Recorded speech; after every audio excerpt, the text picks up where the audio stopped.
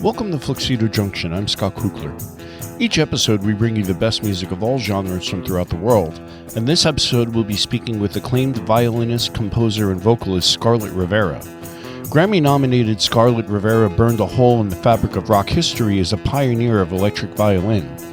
While classically trained, Scarlet came to prominence as an integral part of Bob Dylan's 1975 Rolling Thunder Revue tour and the subsequent release of the legendary album Desire, which charted at #1 and sold certified double platinum. She's also worked with many other of the world's most well-known artists, including Brandi Carlile, Emmylou Harris, Indigo Girls, Tracy Chapman, John Mayall, Keb Mo, Robbie Krieger, and Albert Lee. Her new album, Circle Back, will be released later this year, and she'll be performing in Roslyn, New York on June 19th at the legendary venue My Father's Place. So let's get things started with her latest single.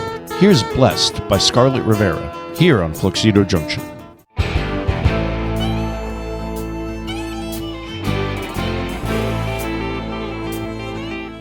You're going to be performing in Roslyn, New York, here on Long Island on June 19th at My Father's Place. As it happens, according to the advertising that I've seen for the show, a friend of mine, or an acquaintance of mine, who I haven't spoken to in a little while, but Mike Nugent, is going to be playing guitar, and he's a bit of a local legend out here.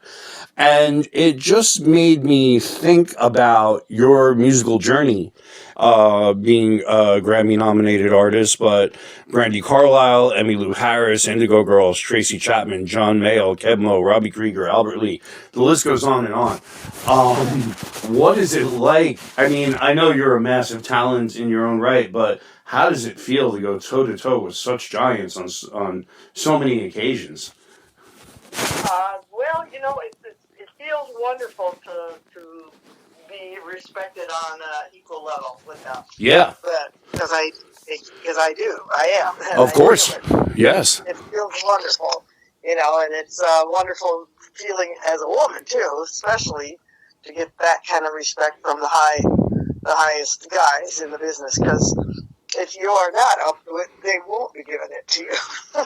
Now, yes, I know that to be true, and I wonder if I almost hate to sort of bring this sort of thing up when I'm speaking with female artists, because I don't ever mean for it to sound like it's a different playing field, but in a way it was a different playing field, right? You probably had to work twice as hard to prove yourself in a lot of situations than any man would have, especially, you know, earlier on in your career.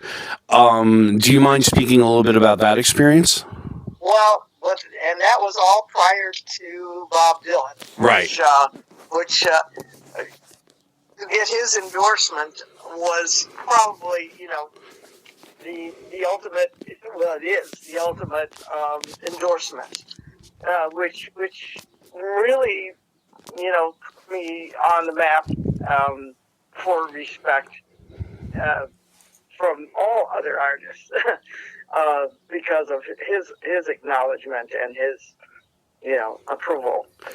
So, but prior to that, it was kind of a struggle in New York City. Now, you, of course, the story, your story is very well known, but you joined him on the Rolling Thunder Revue tour, which must have just been an absolute goat rodeo of insanity. I mean, just the people who were involved in that operation, not just the well-known, you know, people, the celebrities, I guess, for lack of a better term, but also just the people, the legendary behind-the-scenes music industry people that would have been dealing with this whole thing as well. What does it, how does that experience feed into your experience now of playing live and being on the road? Did you learn lessons then that you're still getting use out of today? Well, you know, he kind of tested me when he had me sit in with him and Muddy Waters in the band. Oh my God. It was kind of like, let's see how you do if I just throw you in something, and I'll not only see how you play, but how you act on the road and how you act behind the scenes. And so that was, you know, how you interact with the guys. You know, can you, you know, I'm going to behave properly so that, there's no problems and issues on the road. And so I got the roadmap of, the correct behavior of how to, hold your own and, on stage and off.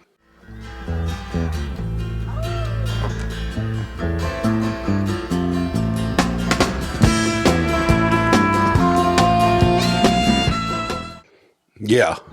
Well, and that couldn't have been easy. I mean, not just, again, you were dealing with probably massive egos, egos that were earned or deserved, I guess. I mean, a lot of these people were geniuses, as I consider you to be as well.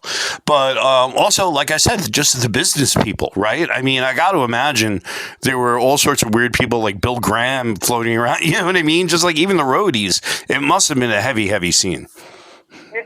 It was, but I had the overall arching, protection of Dylan, who was very protective of me, especially in that I was about as green as you could get. My first big tour, my first recording session, so his watchful eye pretty much kept people from pulling numbers on me too, probably. Sure, but also, I mean, the ultimate armor would have been just your enormous talent. Because let's face it, if the talent wasn't there, you wouldn't have been there in the first place. You know what I mean? Like, no, I wouldn't have been there for a second. Yeah. Let's talk a little more contemporary. Your new album, Circle Back, is going to be released later this year. The first single is out already, and there's another single coming. Can you tell us a little bit about those two? Yeah. Blessed actually started with the title Trouble because it's all about the trouble of my early life. And the whole album is kind of autobiographical in a way. And circle back to, circle back kind of means circling back to my roots and the origins of how I got my start. And so Blessed, Trouble turned into the title Blessed. Yeah. And the second single, which is coming up soon, within the month, is going to be called Lifeline. And that's all about the lifeline and lifelines that were thrown at me to grab onto, to prevent me from, going in bad directions. And, Bob was one of those major lifelines that came, and the line is the lifeline that came at the right time. Right. Could you speak a little bit as to who some of your influences were? Because the way that you play is really kind of, in a lot of ways, more like the way a lead guitarist would in some situations. And I have to wonder who it was that inspired you to pick up the instrument in the first place, and who was it that helped you sort of with regards to inspiration as you were just getting started? The people I listened to in the early days was John Mayall and the Blues Breakers. Nice. And other blues artists, and also I listened a lot to the Doors. Mm-hmm. And surprisingly, within a number of years, I would be actually playing with John Mayall. And in the early days, I sat in with him in New York. I have some wonderful pictures of that. And then I also played along with the Doors. This was all before I even left Illinois. Wow. I was just playing along to the records and learning improvise, teaching myself improv by playing along with the guitar lines. Yeah. And later on, I would also be on the same album with Robbie Krieger from the Doors. So the people that I was listening to, I would eventually be playing with. I'm glad you brought up improvisation because I'm a music teacher myself. I teach a couple of different instruments through School of Rock, and when I'm trying to explain how to improvise to young students, it's such a hard concept. I mean, on the surface, it's easy. It's like, yeah, you're making it up as you go along. But, first you got to get that muscle memory down. First, you got to learn these scales. You've got to learn these scales cold before you can deconstruct it and start playing around with it. And then the next step from there is learning how to really use that muscle memory to speak through the instrument, right? Phrasing. I would always read these interviews in guitar magazines where one guitarist would be talking about another and saying, oh, I love his phrasing. And I never really, as a kid, I never really understood what that meant. It wasn't until I started teaching that I started understanding that, oh, phrasing is just the way you speak through your instrument. It's your identity, really. But how do you approach improvisation? What does it mean for you? Yeah, you're right about phrasing. Phrasing is one of the keys because it's like a conversation. If you talk nonstop without a break, you have no phrasing, even if as a conversationalist. Mm-hmm. Yeah, half the is knowing when to put in the rests and when to put in the pauses and when to emphasize something or when to,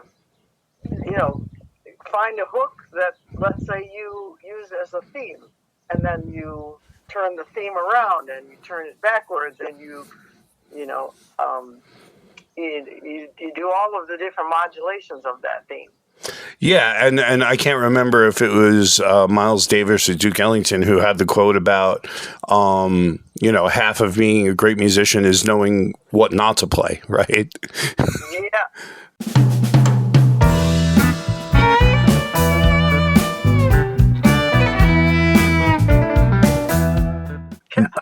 Knowing when to listen. I always tell the story, not to bring it back to Bob Dylan again, but with my students, I love telling the story about how I once saw at Jones Beach here in New York, I saw Bob Dylan and Paul Simon on a double bill together. And they were, one of those tours where they would switch off who was headlining on different nights. So on the night that I was there, Paul Simon played first. And I love Paul Simon. And he had a fantastic band. He had Steve Gadd, all those guys. But there were like 20 people on stage. There were very, very strict lighting cues. It was obvious that he was doing the same set every single night. And it was so perfect that I almost could have stayed home and just listened to the CD. And then Bob Dylan came out, and Bob just came out with like Larry Campbell and, two other people. It was just like a bar band almost.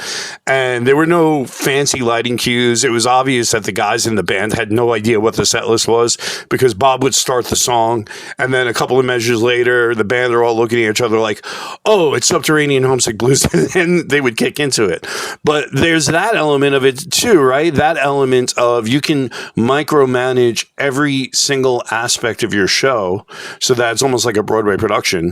Or you can be a little more like Bob Dylan or the Grateful Dead and keep it a little bit loose. Where do you fall on that spectrum with live shows?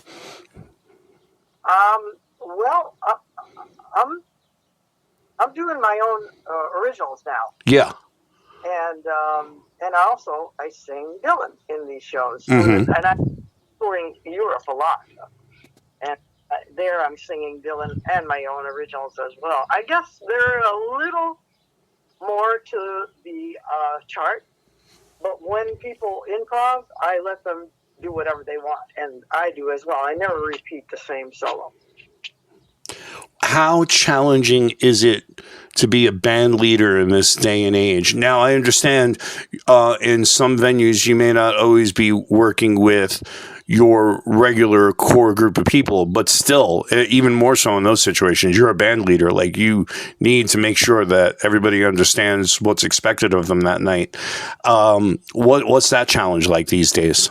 Well, I mean, I got to get guys that really know how to read their charts and know what's expected of that, to follow the chart to the letter, so that there's, because we don't have a lot of time to rehearse, so it might only be one day or one rehearsal, so